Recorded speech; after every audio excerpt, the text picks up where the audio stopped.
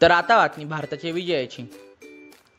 कर्णधार गिल यांनी पाडलेल्या धावांचा पाऊस आणि त्यानंतर जलदगती गोलंदाज आकाशदीप यांनी घेतलेल्या 6 बळींच्या जोरावर भारताने दुसरा कसोटी सामना 336 धावांनी जिंकत 5 सामन्यांच्या मालिकेत 1-1 अशी बरोबरी साधली। या विजयामुळे भारताने बर्मिंगहॅमच्या मैदानावर विजय मिळवत एक इतिहास घडवला।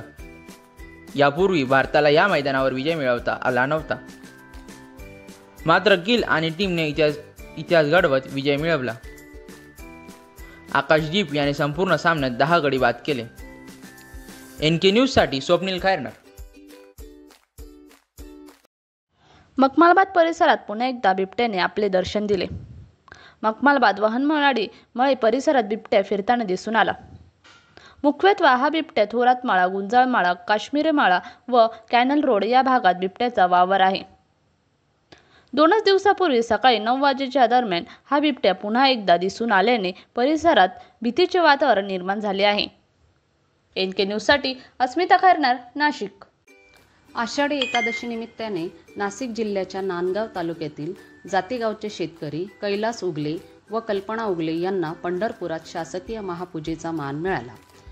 मुख्यमंत्री देवेंद्र फडणवीस यांच्यासोबत उगले दाम्पत्यांनी सपत्नीक विठुरायाची महापूजा केली।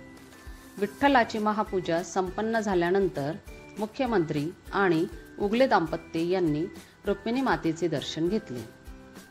त्यानंतर विठ्ठल रुक्मिणी मंदिर समितीच्या वतीने मुख्यमंत्री देवेंद्र फडणवीस यांचा सपत्नीक सत्कार करण्यात आला। बातमी पावसाविषयीची। 15 दिवसापासून सुरू असलेल्या पावसाने शनिवारपासून चांगलाच जोर पकडला आहे।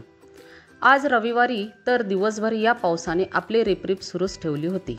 त्यामुळे आता हा पाऊस कधी उघडणार असा प्रश्न विचारला जात आहे, परंतु आणखीन पुढील 4 दिवस हा पाऊस असा सुरू राहणार असल्याचा अंदाज हवामान खात्याने दिला आहे। संततधार पाऊस पडत असल्यामुळे गंगापूर धरणातून पाण्याचा विसर्ग सोडण्यात येत आहे। गोदावरीला आलेला पूर पाहण्यासाठी नागरिकांनी मात्र गर्दी केली आहे। काहींना सेल्फी काढण्याचा मोह देखील आवरता येत नाही।